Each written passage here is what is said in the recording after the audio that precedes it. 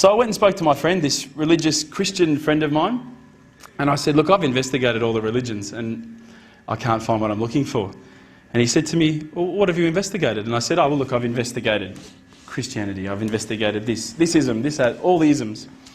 And he said to me, you've actually missed out one. I said, no, I don't think so. I think I pretty much covered everything. He goes, well, what about Islam? And I went, Islam? Okay. Mate, they're terrorists. I'm not going to investigate Islam. They're crazy. No way, you know. Praise be to Allah for allowing us all to gather here tonight, and also for giving me a really good car park out the front.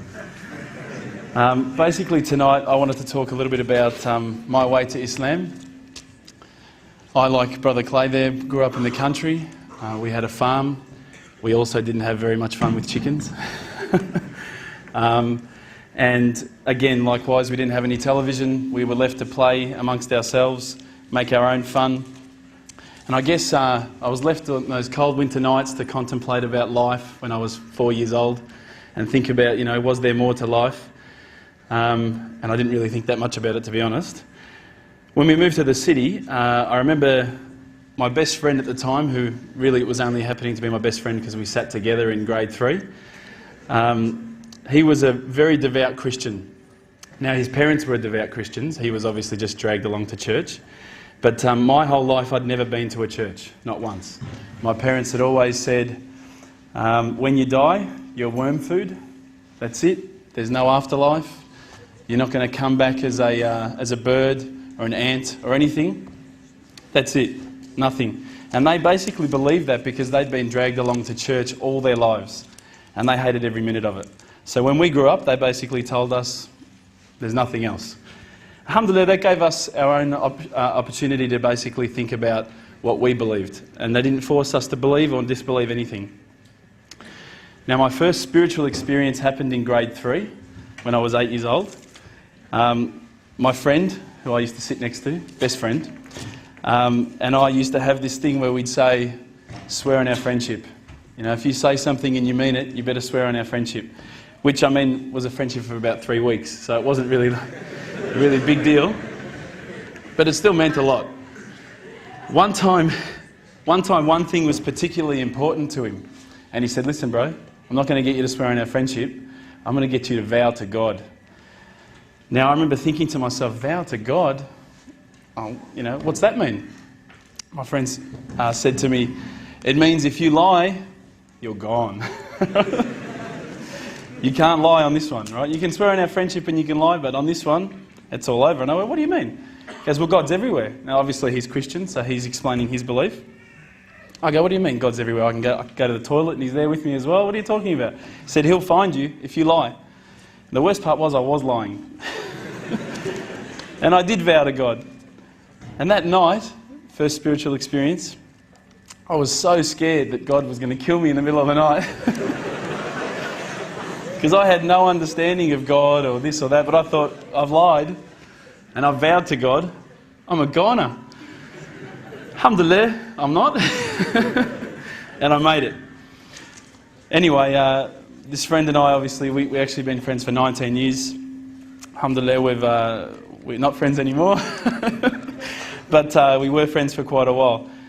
Now, I guess my story of my quest, you know, my holy path, my way to Islam began in first year university. I had a particularly bad year. And this is no joke, seriously, it was a very bad year. My parents separated, which was devastating to me. I had always thought of my parents as being people who'd be together. In fact, my friend's parents would, he'd punch his wife and they're still together. And my parents were really nice to each other and they're not together. I couldn't work it out. So it rocked my world a little bit. I had 2 car accidents. I'd just gotten my P plates. Now, I'm a much better driver now. But I had 2 car accidents in 1 week. It was a pretty crappy car, so it didn't really matter that much. I had some problems with the police as well. I won't go into those details. Inshallah, there's no one here from the police. My dog died, which I was particularly upset about. I love that dog. And sadly, I had a friend pass away. He had cancer, and I watched him slowly die over the period of about 8 months. I think at that stage I started to think to myself, is this really all there is? Is this all there is to life? We're born, we eat, watch TV, die, that's it? I was pretty unsatisfied with that explanation, so I guess I started a holy quest, and I started thinking, I'm going to find out for myself what the real truth is, the truth for myself anyway. And naturally, as an Australian, as an Aussie, first thing I'm going to think of is go to a church. That's religion, you know, let's go to a church. My friend, again, very devoutly Christian friend, recommended I go to a particular church. I talked to the priest there. Well, actually, he's a pastor because of the particular sect that they're of. And I would talk to him about religious, I guess, you know, questions that I had. And I kept finding that I was getting a lot of opinion. And he recommended that I go along to a church camp. I got a bit nervous, right? But alhamdulillah, nothing else happened except some fun. We went along to this church camp. I'm not meaning to offend anyone here, by the way, okay? We went along to this church camp, and everybody was singing so much, I couldn't believe it. I didn't know any of the words that anyone was singing. I didn't know any of the notes to hit or whatever. I felt pretty stupid. But it was a really nice camp. Everyone was really loving. Everyone was really nice to each other. Everyone kept on telling me that God loved me, and I kept on thinking, God killed my dog. He doesn't love me. One night when we were in this church camp, I remember that we were in tents and we all snuck out, as you do. And we went down, there was a lake not far from where we were camping. And we all sat down and we were talking about ghost stories. And I swear to you, this is what we believed, we could see across the lake the Grim Reaper. I mean, obviously the Grim Reaper's going to come to a church camp. That's where he's going to go. And we all, you know, absolutely were so frightened, we all ran back to our tents. And we told everyone the next day. And to be honest with you, I don't think I really did see it. I just wanted to fit in. So I was saying, yeah, it's over there, man, run. But at the same time, I don't think I actually saw anything. But what I realised at that stage was that all of these guys were sort of, the people on the camp were sort of searching for something more spiritual than they had. And so they were inventing these sort of ghosts and things because obviously I think that the sort of spiritual nature of the camp just wasn't there for them. From there, I guess, I'd sort of talked to some of these Christians and I'd talked to certain people and, you know, I thought it was really nice what they were saying. There were some beautiful teachings in the Bible. I still believe there are beautiful teachings in the Bible, but I didn't find what I was looking for. At that time, I was working in a service station.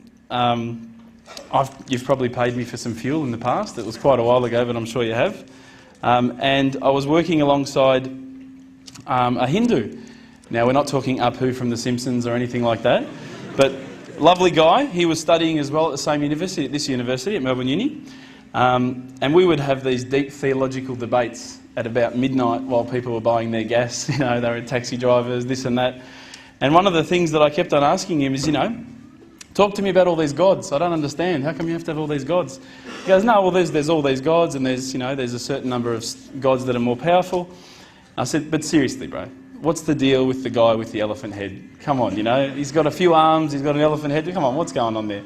You've got lions' heads, tigers' heads, eagles' heads. They're all so much better than the elephant's head. Why did he pick that one? And he didn't find it very funny. But again, I kept on, you know, I was taunting him a little bit, but I was trying to find the truth. Another friend of mine is a Mormon, and that's the Church of the Latter-day Saints. And I found that this religion was actually a lot closer to what I thought a religion should be. These guys don't drink. They have dress codes. They obviously have to be quite modest. They don't drink caffeine, so Coke's out. So if anyone here likes Coke, forget it. Don't be a Mormon. You can't drink it. That's not the only reason, but anyway. Again, I went to their house. We had dinner, beautiful meal. And then they said, listen, let's all kneel on the floor and pray. And I thought, oh yeah, that's quite nice. It was a nice meal. I should probably thank someone for it. So we knelt down, and then everyone started singing again. And I thought, what is with this singing, man? They're not telling me the words, you know, I'm just going, you know, it's terrible, it's terrible. And I thought I had a good voice, but I know I don't now. I also investigated Judaism. Now, as Brother Samir mentioned, my name is Reuben, and You've probably seen at the end of movies, you've seen Rubenstein or Rubenberger or all these sort of things. They probably thought I was Jewish, right? Because they were really nice to me at the start. But again, after I kept on asking questions, I just didn't find what I was looking for. Then I looked into Buddhism. Now, I really liked Buddhism. I thought this was great. You get to relax. You get to be one with yourself. Now, I really enjoy being one with myself and relaxing. But again, what I sort of started to find was that this is not so much a religion of God, but just a good way to live. It's a nice way to live. So I went and spoke to my friend, this religious Christian friend of mine, and I said, look, I've investigated all the religions and I can't find what I'm looking for. And he said to me, well, what have you investigated? And I said, oh, well, look, I've investigated Christianity, I've investigated this ism, this, that, all the isms. And he said to me, you've actually missed out one. I said, no, I don't think so. I think I've pretty much covered everything. He goes, well, what about Islam? And I went, Islam? Okay. Mate, they're terrorists. I'm not going to investigate Islam. They're crazy. No way, you know. But lo and behold, alhamdulillah, I found myself walking into Preston Mosque one day. I was very nervous parking my car in the car park. I thought it might explode. I walked in through the doors. I looked around. There was hardly anyone around. I thought, good. I walked straight across the prayer rug with my shoes on. I walked straight past the brother praying. As he went into sujood, I almost stepped on his head. I had no idea, right? I walk across and I stopped. Abu Hamza came out of a door. That's the brother who just introduced us before, Samir. And I thought, this is it. I'm about to die. I've seen this guy before. I've seen him on the news. I can't believe I come here looking for answers and I'm going to die. This is not fair. But, alhamdulillah, the first words to come out of Abu Hamza's mouth were, how you going, mate? Now, he looked like he just walked out of the Sahara Desert, right? He had a beard down to here. He was wearing a dress that I thought it was a dress, right? But I wasn't going to tell him it didn't look good. No way. All he needed was a can of VB and he could have been, how you going, mate? One of the boys. There was a couple of brothers that were always quite regularly there during the day when I could make it, in between my lectures when I went to them. And we used to sit down and we'd talk about the different sort of questions that I had and the things that I wanted to know about Islam. They were very hospitable. I kept on getting cups of tea, biscuits. Now, no other religious sect had done this for me, right? So I was quite impressed. And I didn't just come back for the biscuits, I also came back for the knowledge. Now, as an Aussie, I was not used to this level of hospitality, I should say. I'm not sure, I don't want to offend anyone again, but as an Australian, if you offer someone a cup of tea and they say no, you go, okay. These guys wouldn't take no for an answer. Would you like a cup of tea, bro? No, thanks, bro. Are you sure? No, I'm right. Are you sure, bro? I'll go get one. No, I'm right, bro. No, I'm getting one anyway. Sure. Look, I'll just get you one, right? No worries, I'll get you one. All right, man, I'll take the tea, you know? Subhanallah. So I had to keep on taking toilet breaks, you know, there's cups of tea waiting when I come back. I put on about 10 kilos in my quest for religious enlightenment. But anyway, as I say, we get back to the questions I was asking the brothers. Now, what I'd found with a lot of the other churches and people that I'd spoken to, religious leaders, was that when I asked a question, they would quite often just say, your answer is this. I'd say, oh, okay, that's pretty good. When I was sitting down with the brothers from the mosque, when I would say, listen, I don't understand this, what about this? They would never just answer from their opinion. They would always pick up the Quran, they would open it up, and it would be like, they're like human indexes. They would just, bang, page 142, read this. And I would read it and I would go, wow, that's beautiful. And I would say, look, you know, where's all this part about killing people and blowing up cars? And I don't see that. Is it somewhere towards the back that I haven't read it yet? You know, I can't find it. You know, I haven't quite gotten up to that bit yet. And they said, no, we'll talk to you about what we know and then we'll tell you what the media says. Now, my obvious first impressions when I walked in were that these guys were terrorists. And I found nothing but the opposite. I found that they were the most hospitable, caring, nice people. I mean, these are guys that would say, do you need a lift home? because they saw my car. Um, do you need a panel beater? Do you need a new motor? But they really cared, and I could see it in their eyes that it wasn't something like, if you go to a church, you need to donate, or, we're looking for money from you. These guys really cared, and it intrigued me. I thought, how can they care so much about something? It blew me away. So I kept on asking questions, and as the brother before me was speaking about alcohol and marijuana and all those sort of things, obviously I'd also taken all of those things. Alcohol, I loved to drink. Loved watching the footy with a can of VB, all that sort of stuff. But I asked the brothers, I said, look, I know that in Islam we can't drink alcohol. Well, you can't drink alcohol. And I remember speaking to them and they said, look, Islam is not just a religion for yourself, it's also a religion based on a whole social community. Just because some people might be able to say, I can just have a drink of wine with dinner and that's it, doesn't mean that everyone can do that. At the same time, some people only have a drink and next thing they've drunk 10, they're driving a car and they've run over some poor kid on the road. So the fact that Islam has this social conscience, it's saying there are some that are going to abuse it, some that aren't. Prevention is better than cure. Rather than try and look at something that we can cure later on, Allah knows we're going to abuse it, right? And let's face it, people with alcohol, they abuse it. And I was a security guard for quite a while. I saw a lot of people abusing alcohol. So alhamdulillah, I started realising that Islam is not just about each individual, it's also about a community. I also asked questions about the hijab and why couldn't I wear it.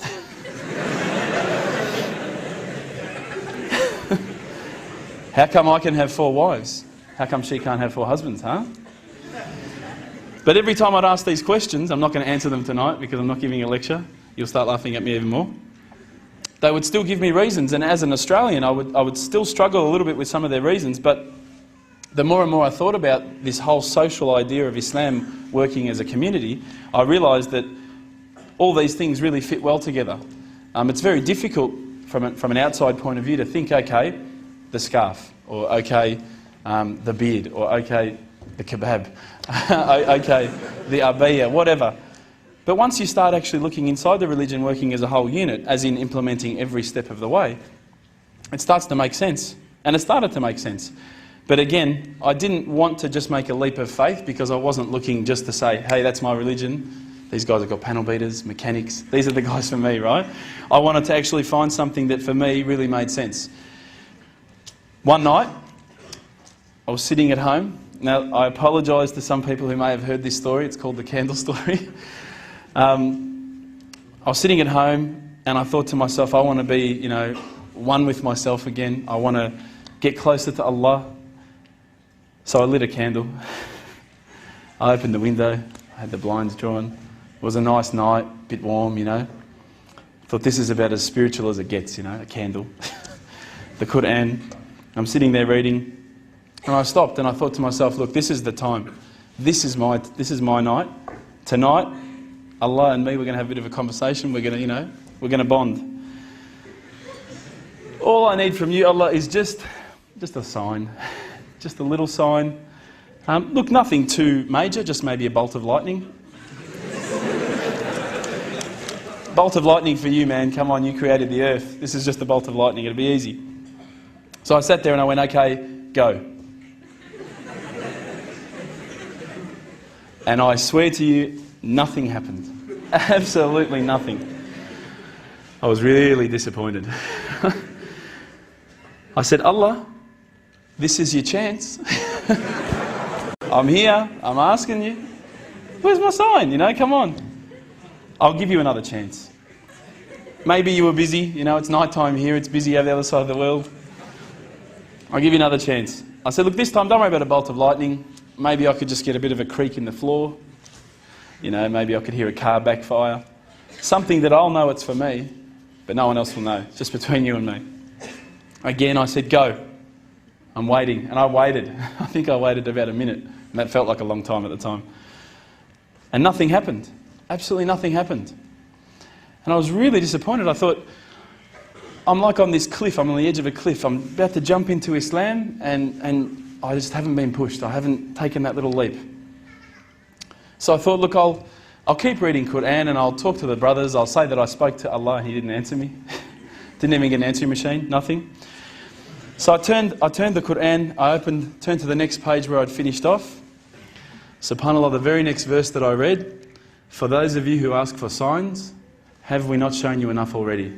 Look around you at the skies, the stars, land, the oceans. These are the signs for the people of knowledge. SubhanAllah. Straight away, my whole world changed. I was staring at the Quran. I was just in shock. I couldn't believe that I'd been so arrogant to ask for my own specific sign when the signs had been around me all the time. There's a creator because there's a creation. So I closed the Quran. I had the best night's sleep, I got to tell you. I went straight to the mosque the next day. Alhamdulillah, Abu Hamza was there again. I said, Abu Hamza, this is what's happened to me. He said, that's it, you become a Muslim today. There's no mucking around with Abu Hamza. I said, but wait a second, I just had a zinger burger with Jude on the way here, you know. I've got to brush my teeth or something. I heard we can't eat ham, you know, what's going on? He goes, don't worry about all that. Yallah. So, but when I walked into the mosque, the people just started pouring in. And I went, SubhanAllah, look at this religion. You know, I've been to churches where there's, you know, 20 people, 30 people, 50 people. There was about 1,000 people that night. And I thought, this is amazing. This religion is truly the religion of choice. And then I found out it was the first night of Ramadan. The good old Ramadan Muslims. But still, it was nice. So anyway, Abu Hamza took me aside. He said, look, you're going to have to say a few words. I said, what do you mean I've got to say a few words? I thought I just had to sign something, get a bit of garlic sauce on my tongue or something, that's it. I'm a Muslim. He said, no, you've got to make shahada, we need witnesses. You've got to say these words. I said, can't you just let me do it in English? I said, have you seen the guys out there, man? They've all got beards down here, they're massive. You get these words wrong, I'm a dead man again, you know?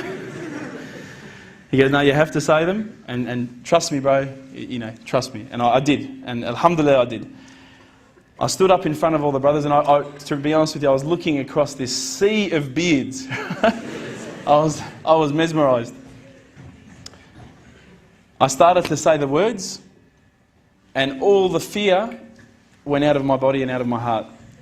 Ashhadu an la ilaha illallah wa ashhadu an Muhammadan Rasulullah. And I felt like a shower had been turned on inside, and my whole body had been flushed clean. And trust me, I needed to be flushed clean. I was standing up there. All the brothers started yelling out, Takbir, Allahu Akbar. I thought I'd done something wrong. So I stood back a bit, and they started coming towards me, and I thought, oh no. I'm pretty sure I said what he said. And they started hugging me and kissing me. Now, I had never been hugged and kissed by that many men in my life.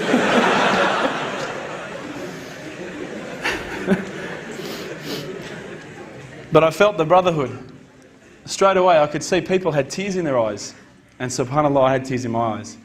And I sat there with people, and I spoke to people I didn't even know, I'd never met before in my life, and they were talking to me as though I'd known them for 30 years. And it was that day, that point in that moment that I realised I had more brothers, more sisters than I could ever have imagined. And good brothers and sisters, not bad ones, I'm talking good ones. SubhanAllah, I sat there maybe, I don't know, I can't remember how long, just talking to people, they were asking me questions.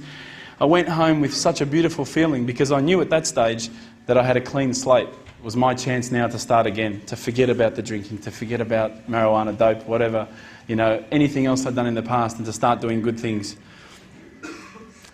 I wouldn't say I always have done good things. I've tried my best.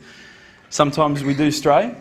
But the things that I'd like to sort of go on with here, in terms of once I became Muslim, a lot of brothers started to invite me to their house. And the first such experience that I can explain that was quite a funny one, went to a brother's house. You know, they wanted to introduce me to as many brothers as possible. I think they wanted to marry me off to one of their sisters. I went there and I went around to Assalamu alaikum. I was pretty proud of myself. I knew how to say Assalamu alaikum. And they go, so, kifa halak, yes, kifa shuk. I'll be going, yeah, good. Yeah, thanks. Yeah. And they're going, Yahkى Arabi? I'm going, yeah, thanks. Again, I had no idea, but I smiled a lot, and I think I got away with it. So I'm sitting there, and they started talking amongst themselves, you know, in the lounge room. They call it a salon, right, because you've got the Franco Cozzo chairs everywhere. And I'm sitting down, again, no offence. I'm sitting down and they started raising their voices to each other. I thought, what's going on here? They started screaming at each other. I thought, oh my God, I'm going to be on the news. So I thought, it's up to me. I'm going to break this up. So I got up and I said, everyone calm down. And my mate said, be quiet, they're just talking. And it was at that moment that I realised Lebanese people don't mind raising their voice just to be nice. Ever since then, alhamdulillah, you know, I've met many brothers, many sisters that I'm proud to say are true brothers and sisters to me. My family as well were quite strange towards me when I first became a Muslim.